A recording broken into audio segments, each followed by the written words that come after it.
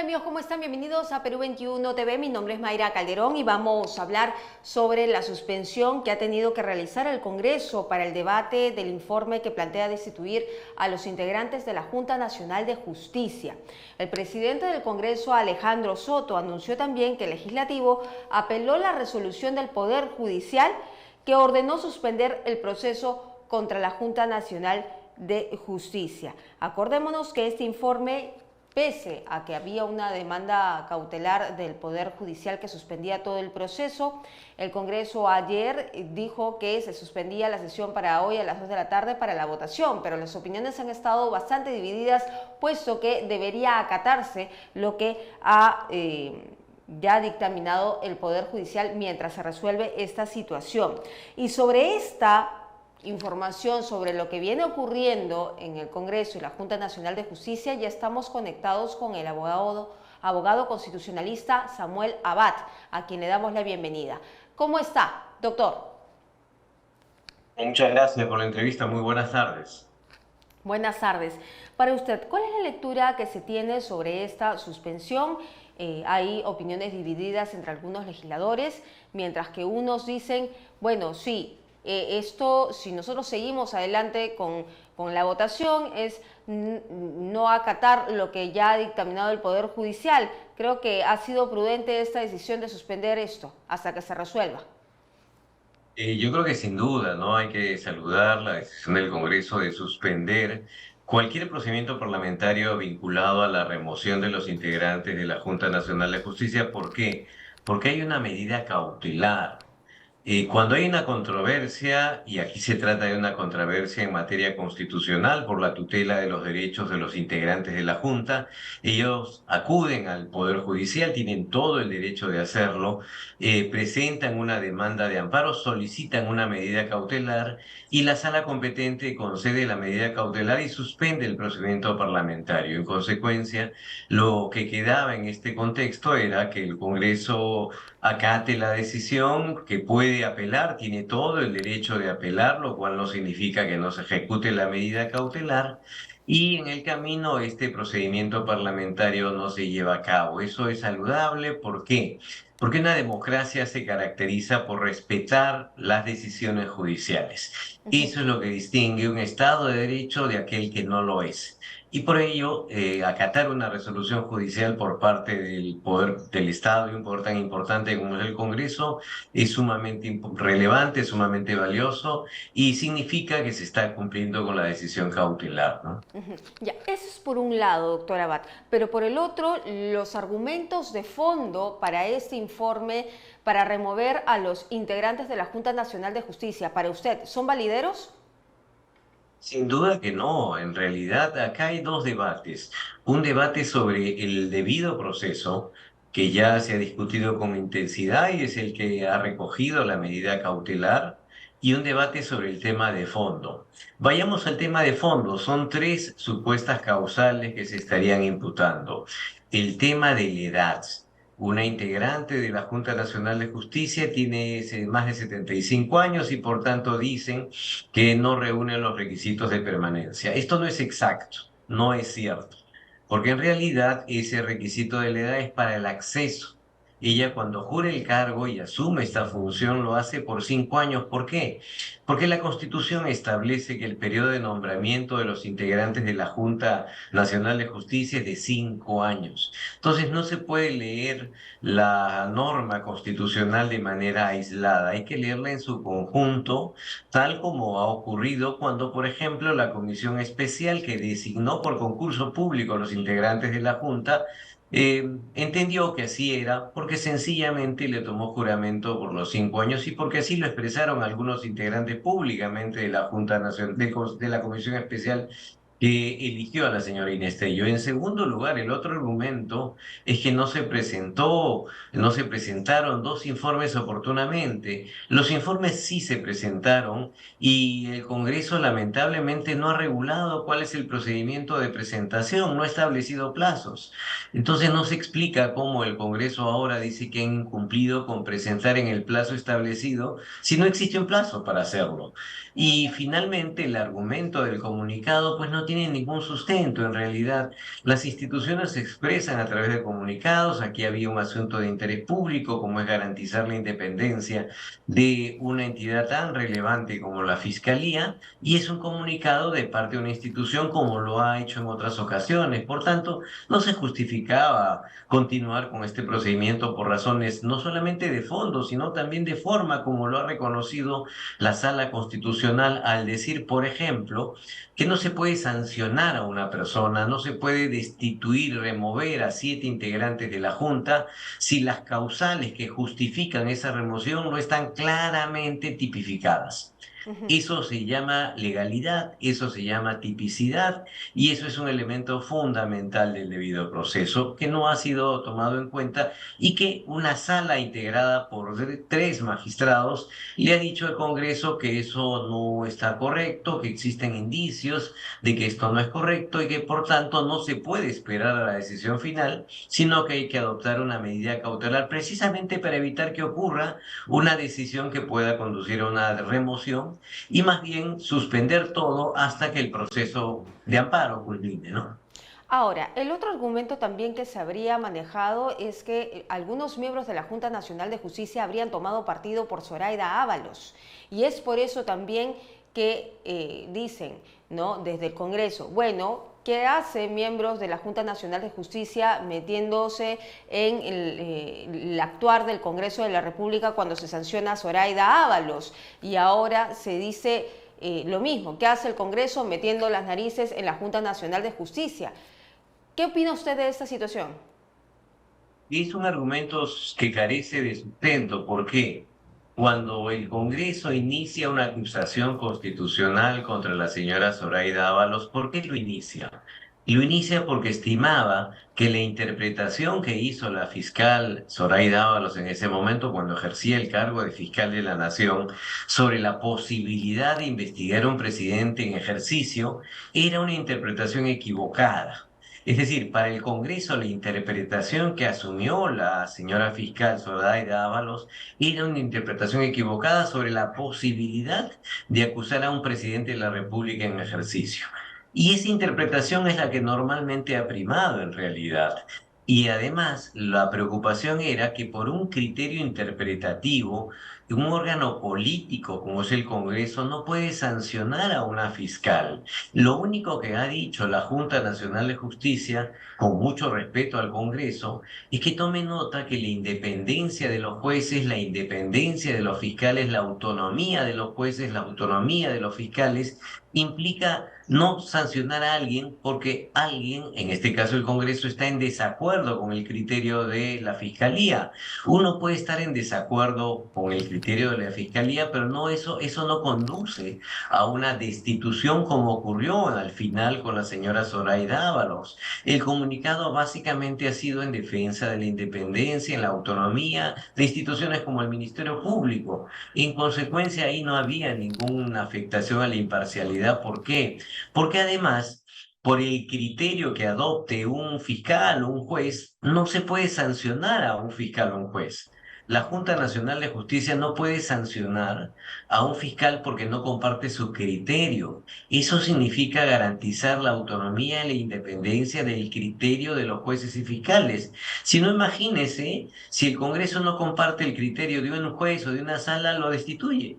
Y eso no garantizaría pues que existan órganos autónomos. Al final terminaríamos en un escenario en el cual los jueces y fiscales tendrían que actuar en función de lo que piensa el Congreso. Y eso no significa respetar la autonomía ni de jueces ni de fiscales. Por eso ese comunicado no afectaba en absoluto las competencias del poder del Congreso y menos significaba un atentado a la imparcialidad que corresponde a la Junta Nacional de Justicia. Doctor, ¿qué sigue ahora en el proceso? Si ya el Poder Judicial ha dicho que esto se suspende hasta que se resuelva, ¿cuánto tiempo podría demorar? Bueno, mire, como en todo proceso hay un tiempo y como en todo proceso y en toda cautelar existe la posibilidad de apelar. Usted ha mencionado hace un momento que el presidente del Congreso ha anunciado que han interpuesto un recurso de apelación. Está en todo el derecho para que la instancia superior, en este caso la Corte Suprema, revise la decisión cautelar de la sala y la confirme como esperamos o cambie de criterio. Eso es lo que corresponde en una democracia. Si uno no está de acuerdo contra una orden judicial, no puede decir no la acato. Sencillamente la cumple e impugna la resolución. En el camino, la cautelar tiene que cumplirse, porque las cautelares se cumplen sí o sí. Así se interponga un recurso de apelación. Y la cautelar permanecerá en vigencia hasta que sea modificada por la Corte Suprema o hasta que culmine el proceso de amparo.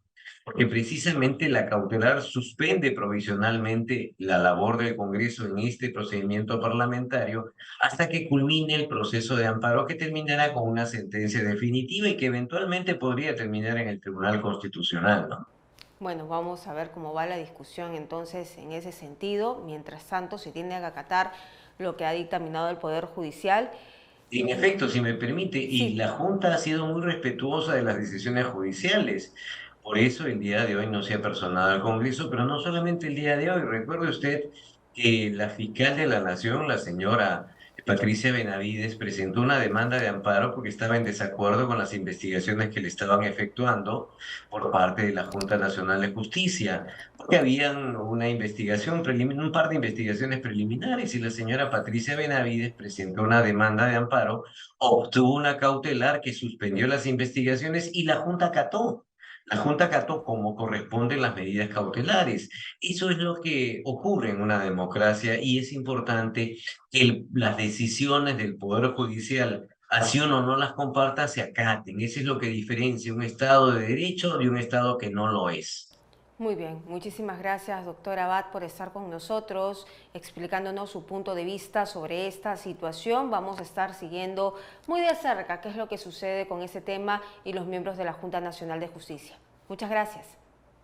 Muchas gracias a usted. Hasta otra oportunidad. Gracias. Bien, ya hemos escuchado el parecer o el punto de vista de Samuel Abad, abogado constitucionalista, que él está en contra de que el Congreso quiera remover, según él, sin argumentos de fondo, a los miembros de la Junta Nacional de Justicia. Pero ahora estamos conectados ya con Lucas Gersi, también abogado constitucionalista, que tiene otro punto de vista. Vamos a hablar con él sobre esta situación. El Poder Judicial ha emitido una medida cautelar, o mejor dicho, ha admitido, valga la redundancia, la medida cautelar y ha dicho, bueno, no puede el Congreso remover a nadie hasta que eso se resuelva. El Congreso, muy respetuoso, lo que ha hecho es dar esto a conocer a través de la posición de la presidencia Alejandro Soto, diciendo que va a apelar esa decisión del Poder Judicial. No se ha podido votar porque eso se tiene que resolver primero por esta vía. ¿Pero hay argumentos o no hay argumentos para remover a los miembros de la Junta Nacional de Justicia? ¿Cómo estás, Lucas? Bienvenido. Muy buenas tardes, Mayra. Muchas gracias por la invitación y un saludo a toda la audiencia de Perú 21. Antes de responder tu pregunta, yo lo que quiero señalar de manera muy clara es que las resoluciones judiciales se tienen que cumplir siempre. A veces nos van a gustar, a veces no nos van a gustar, a veces los jueces van a estar en lo cierto, a veces los jueces se van a equivocar, pero siempre las resoluciones judiciales se tienen que cumplir, ¿no es cierto? En este caso yo creo que esta es una resolución judicial pésima, es una resolución judicial equivocada, pero se tiene que cumplir. Por lo tanto, ha hecho bien el Congreso en suspender la votación.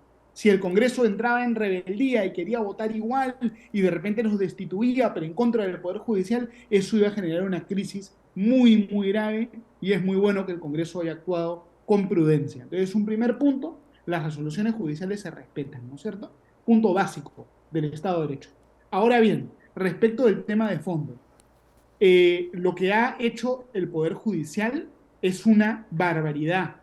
El Poder Judicial, a través de esta medida cautelar, le está cortando las manos y los pies al Congreso, está impidiendo que el Congreso ejerza sus competencias constitucionales y por lo tanto está vulnerando, lesionando el Estado de Derecho.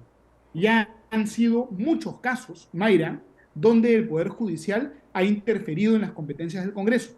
Ya se ha convertido en algo sistemático. El Congreso quiere elegir miembros del TC, el Poder Judicial lo bloquea. El Congreso quiere elegir defensor del pueblo, el Poder Judicial lo bloquea. El Congreso quiere debatir el tema de la Junta Nacional de Justicia, el Poder Judicial lo bloquea. Es decir, el Poder Judicial sistemáticamente perturba, impide el desarrollo de los procesos parlamentarios y ya el Tribunal Constitucional le ha jalado las orejas, ¿no es cierto? Es decir, el Poder Judicial está en falta muy grave. ¿Qué es lo que tiene que ocurrir aquí? Aquí lo que tiene que ocurrir es que el Congreso, sin perjuicio de apelar está muy bien, pero el Congreso debe presentar un escrito directamente al Tribunal Constitucional en fase de ejecución. Y yo estoy seguro que el Tribunal Constitucional rápidamente va a declarar nula esta medida cautelar por ir en contra de la sentencia que el Tribunal Constitucional recientemente emitió. El Congreso tiene que defenderse bien, no puede ser pasivo, no puede agachar la cabeza, tiene que acudir directamente al Tribunal Constitucional. Puede ser con una nueva demanda competencial, puede ser también con la presentación de un escrito en la demanda competencial ya anterior. Disculpa que me extienda tanto. No te Ahora, preocupes. el El tema de fondo. fondo. Ajá, el tema de fondo, porque cuando nosotros hemos conversado con diversos abogados constitucionalistas, muchos tienen puntos de vista distintos. Por un lado, se dice que, si bien es cierto, el Congreso tiene la facultad de remover a los miembros de la Junta Nacional de Justicia, tiene que hacerse por los preceptos dados que se han señalado. Y, por ejemplo, cuando se le cuestiona sobre la contratación de la señora Inés Tello, que habría ya excedido el límite de edad para seguir laborando, se dice, bueno, esto no está tan claro dentro de la Constitución, es una cuestión de tipicidad, pero no se entiende. Entonces, ¿qué opinas tú sobre todas estas cuestiones que se vienen señalando y que en realidad no se tiene una certeza? A ver, el Congreso de la República tiene el poder constitucional de destituir a los miembros de la Junta Nacional de Justicia si es que hay consenso para destituirlos, ¿no es cierto? No es que tenga que haber una tipificación precisa de en qué casos los puedes destituir. Si se alcanza los votos, el Congreso los puede destituir y eso es lo que dice la Constitución. En este caso, la Junta Nacional de Justicia ha cometido actos irregulares que califican como falta grave. Un acto que yo creo que es irregular de todas maneras es el comunicado que sacó la JNJ a favor de Zoraida Ábalos. La Junta Nacional de Justicia es la encargada de supervisar, fiscalizar a los jueces y a los fiscales y tiene que mantenerse neutral frente a los jueces y a los fiscales. Una Junta Nacional de Justicia que sale de defensora de una fiscal rompe ese deber de neutralidad, ¿no es cierto? Es como encontrar, ¿no es cierto?, al profesor defendiendo a un alumno o como encontrar al juez defendiendo al litigante. Es un acto de conflicto de intereses, un acto antiético. La Junta Nacional de Justicia no puede ser defensora ni escudera de una fiscal. Entonces ahí hay una primera infracción que es grave. Otra infracción grave es el caso de la señora Tello. La Constitución pone un límite de edad, ella ya superó el límite de edad y con una interpretación tendenciosa se quiere quedar, ¿no es cierto? Entonces, las infracciones están ahí. Por otro lado, el Congreso ha respetado el debido proceso. Se les ha escuchado, se les ha citado, han llamado como a 20 constitucionalistas, la Comisión de Justicia, un desfile de constitucionalistas que han dado su opinión, han debatido.